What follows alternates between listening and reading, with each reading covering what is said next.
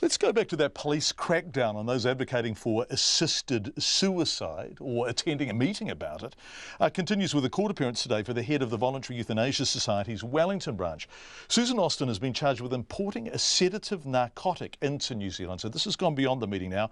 It follows yesterday's announcement from police they are targeting pro-euthanasia groups. At the same time, a parliamentary select committee is conducting an inquiry into whether assisted suicide should be legal. Conan Young was at today's hearing in Christchurch. Shirley Kroll has cancer and doesn't want to experience the slow, painful death her husband did when his motor neuron disease got the better of him.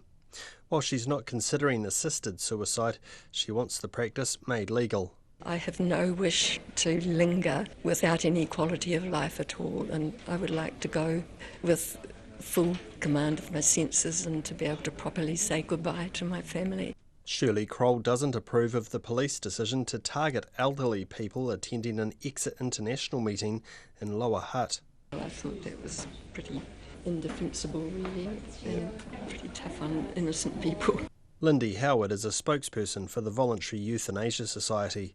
She told me the police were wrong to visit those who attended the Exit International meeting to check on their state of mind.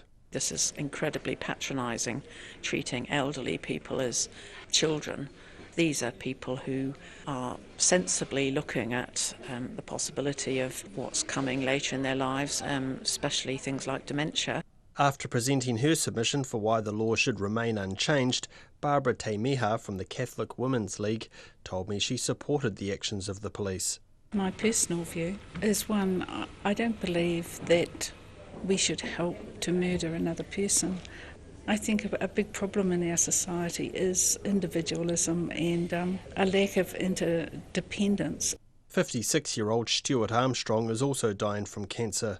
Today he begged the Select Committee to spare his wife and children from having to see him waste away due to the ravages of his illness.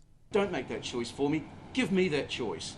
And rob cancer of the things that it's robbing me of now. It robs me every day of the choice to make love to my wife the way I want to.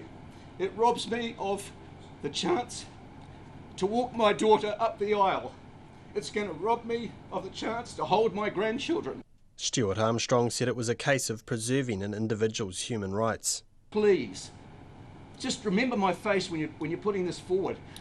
Don't let cancer have just one more win over people like me. Do something about it. Give us a chance to die with some dignity.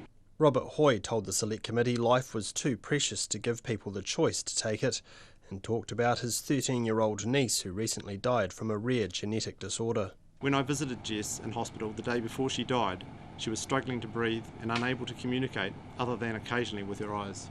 But I can assure you there was no loss of dignity for this young lady. The proposed law change would see us offering suicide to Jessica, or her parents, as a valid option for prematurely ending her life. What a tragedy that would be. Once it's completed its investigation, the Health Select Committee will make a recommendation to Parliament about whether the law should be changed. In Ototahi for Checkpoint, ko Conan Young tēnei.